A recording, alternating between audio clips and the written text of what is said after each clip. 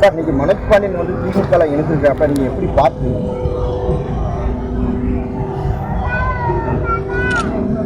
மனோஜ் பாண்டியன் அவர்கள் ஆழ்ந்து யோசித்து செய்யக்கூடியவர். அது செய்திருக்கிறார் என்பது எங்களுக்கெல்லாம் வருத்தம் அளிக்கிறது. இருந்தாலும் பழனிசாமி அவர்களின் ஆட்டத்தை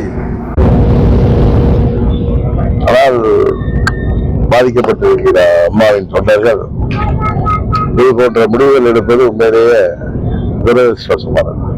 அதிமுக முக்கிய தலைவர்களா போயிட்டே இருக்காங்க, மற்ற திமுக மற்றவங்களாம் சேர்ந்தாங்க. இப்போ அதிமுக நீங்க மீட்டெடுக்க சார், இப்ப அதிமுக இல்லையா சார்? நீங்க அதிமுக இடிஎம்கேல இருக்கு, அதிமுகன்னு கேளுங்க, நான் போய் சொல்றேன்.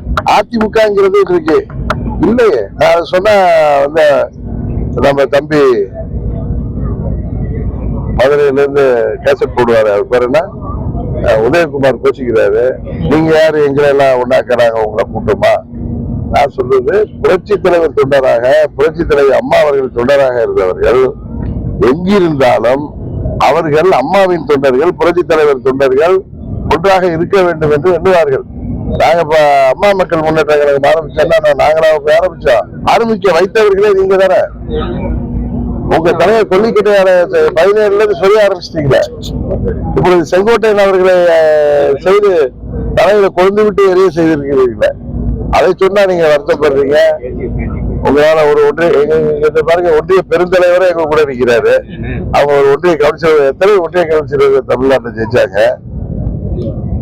எத்தனை மாநகராட்சி கவுன்சிலர்களே எங்க இதுல 3 பேர் ஜெயிச்சாங்க. உங்க அளவுக்கு எங்கள்கிட்ட பலபலம் இல்லைனாலும் நாங்கள் அந்த உள்ளாட்சி தேர்தலில் எங்க இதுல 2 ஒன்றிய சேர்மனா இருக்காரு. 18ல ஒரு 2-3 தான் இதெல்லாம் ஜெயிச்சு வந்தாரு. அது மாதிரி காரைக்குடி பக்கத்துல தேர்பகி பாண்டி அவர்களின் சகோதரர் அங்க வந்து கள்ளமங்கலம் ஒன்றிய பெருந்தலைவரா இருக்காரு. அது சொல்ற மாதிரி நிறைய தமிழ்நாடு முழுவதும் 100 பேரோ 150 பேரோ எங்க இதுல ஒன்றிய கட்சிகளாக இருக்காங்க. அத பல பேரை இவங்க கோச்சர்ஸ் மாதிரி அவர்களுடைய போன கஷ்டம் அதெல்லாம் தெரிஞ்சு அவர்களை பிடிச்சி வச்சிருக்காங்க. அது மாதிரி நகராட்சி கவுன்சிலர்கள், பேரூராட்சி கவுன்சிலர்கள், அது போல இன்னும் சொல்ல போனா மாநகராட்சியில இருந்து ஊராட்சி மன்ற தலைவர்கள் எங்க கட்சியில் எவ்வளவு பேர் இருக்காங்க. அவர் வந்து தம்பி அதெல்லாம் பட்டைக்கார ஏமாற்றி கொண்டு தெரிகிறார்கள்.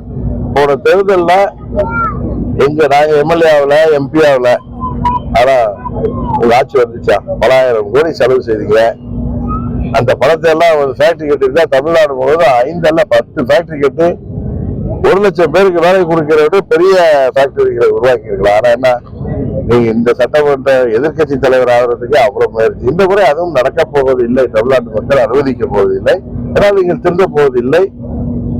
அதனாலதான் இன்றைக்கு மனோஜ் பாண்டியன் போன்றவர்கள் புரட்சி தலைவர் காலத்திலிருந்து அவங்க அப்பா எம்எல்ஏவா புரட்சி தலைவருக்கு வேண்டியவராக சபாநாயகர்லாம் இருந்தவர். ஜார்ஜியா பிரிந்தப்ப ஜானகி அம்மா அணிலிருந்து ஒரே ஒருவர் ஜெயித்தவர். பிறகு அம்மா அவர்கள் தலைமை ஏற்று அவர் வந்து பாராளுமன்ற உறுப்பினராக எங்களுக்கு கூட இருந்தார். 99 பாராளுமன்ற குழு தலைவராக இருந்தவர். மனோஜ் பாண்டியன் 2001 சட்டமன்ற உறுப்பினராக இருந்தவர். அவர் அண்ணன் ஓபிஎஸ் கூட பழனிசாமி எங்க கூட வர முடியலாம அவர் அவங்க கூட போனாரு. இன்றைக்கு அவர் பழனிசாமியோட நடவடிக்கையை பார்த்து மனமுடைந்து போயிருப்பார் என்றுதான் நினைக்கிறேன். ஃப்ரெண்ட் ஆக்கிக்கோங்க. தந்தி டிவியின் சப்ஸ்கிரைபர்ஸ் அண்ட் ஃபாலோவர்ஸ் குடும்பத்துல நீங்களும் இணையுங்க.